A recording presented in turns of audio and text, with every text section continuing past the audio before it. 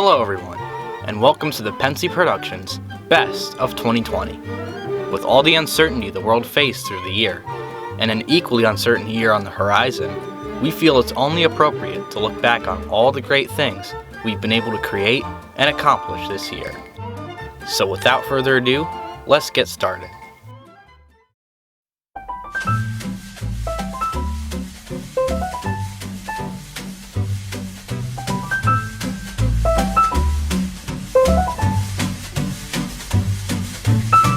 We started out the year by performing a full equipment upgrade, encompassing everything from cameras to editing software. Our first trip with the new equipment was to the Cuyahoga Valley Scenic Railroad, a favorite of ours. On this pleasant Sunday, the regular National Park Scenic train was making its usual rounds over these gorgeous former B&O rails.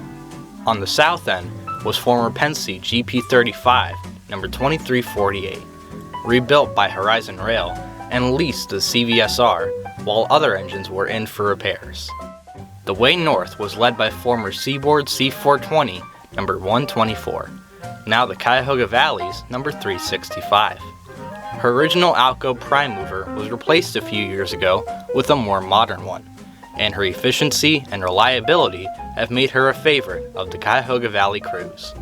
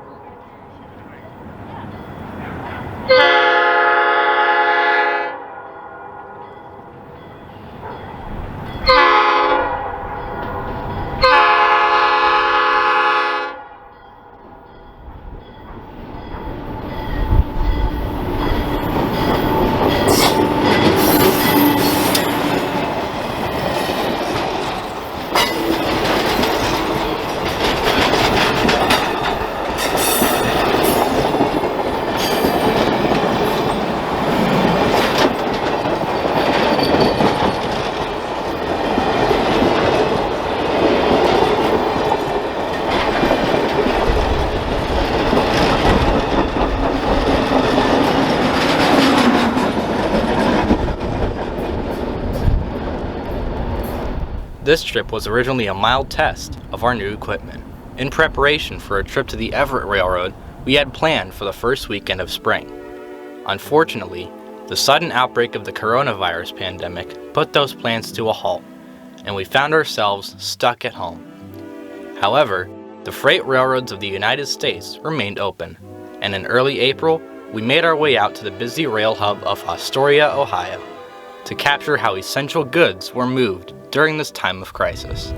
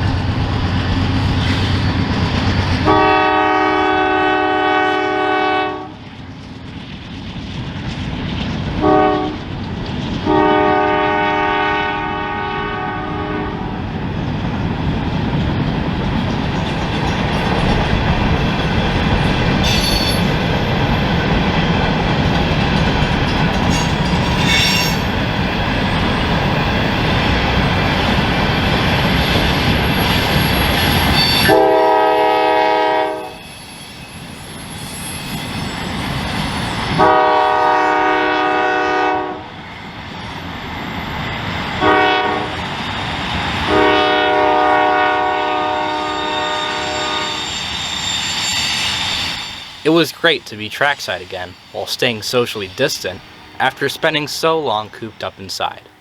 As the country reopened in May and into June, our plans for the rest of the year began to materialize. Our next trip was down to the Hocking Valley Scenic Railway of Nelsonville, Ohio, alongside our friend Mark Turkovich of MPT 1225.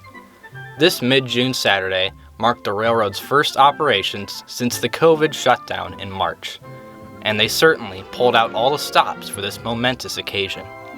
The power for the day was former Ohio Power Company steam locomotive number 3, a Baldwin-built yard goat that serves as the railroad's top attraction today. On this overcast Saturday, the locomotive would power an hour-long round trip to Haydenville in the morning and a 2-hour-long round trip to East Logan in the afternoon.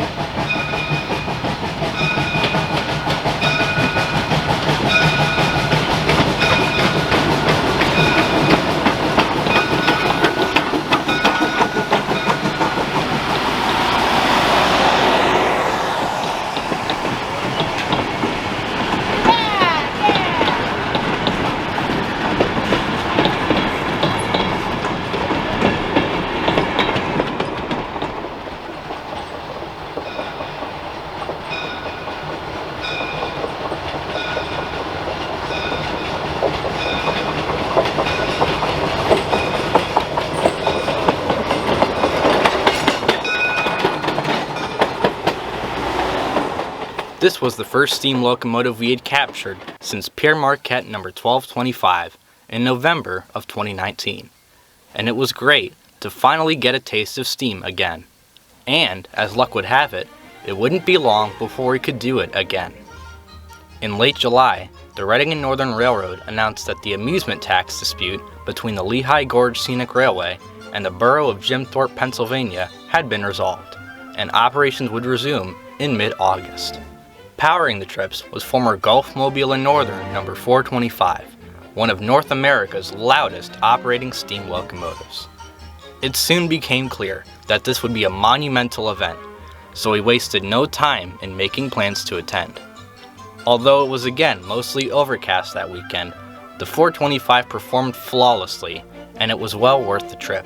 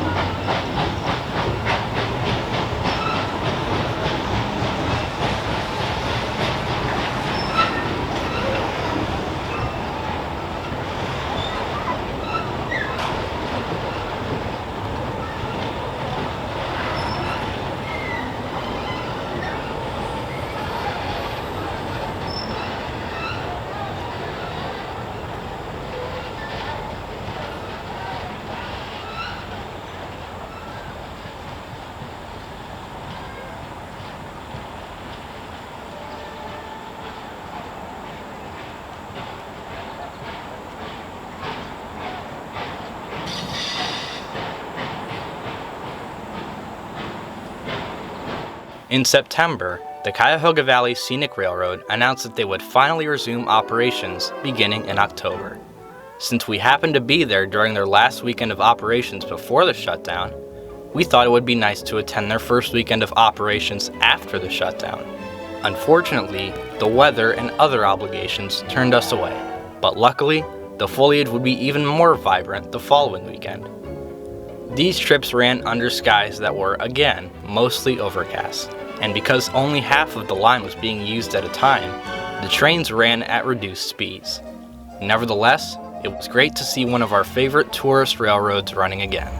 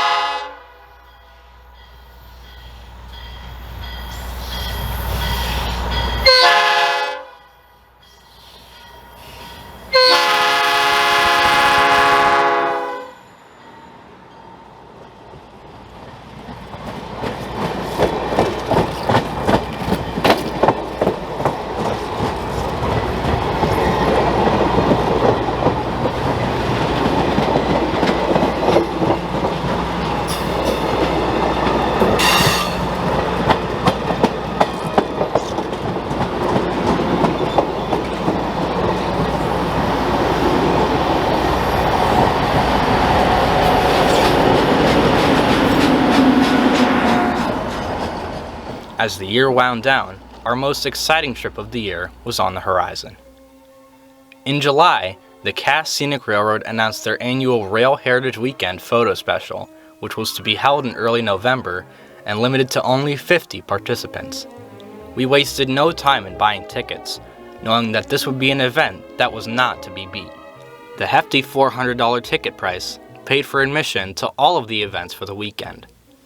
Friday's events took place in Durban, West Virginia with Heisler No. 6, with multiple run-bys taking place in Durban, Nottingham, and Hosterman.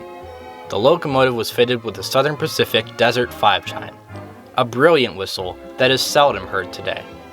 The day would conclude with a nighttime photography session in Durban.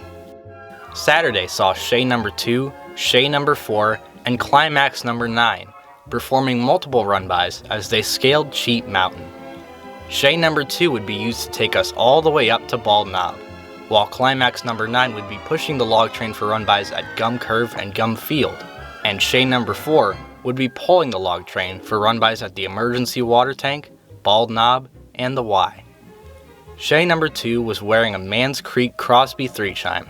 Shay No. 4 had a Louisville and Nashville 3 chime, and Climax No. 9 was wearing a Lunkenheimer 3 chime. The jam-packed day concluded with the night photo shoot in Cass using Shay No. 4. Sunday, the final day of events, featured Shay No. 4 and Climax No. 9 performing several side-by-side run-bys in Cass, along with some rare mileage run-bys south of Route 66. In the afternoon, Shay No. 2 came out with a replica Nathan 5 chime and pushed us to our final run-by locations at the Ellamore Rock Cut and the Leatherbark Creek Bridge. With that, the event would come to an end. The skies were cloudless all weekend, bringing us perfect light for every single shot. We made some of our favorite photos and videos ever on these unusually warm November days.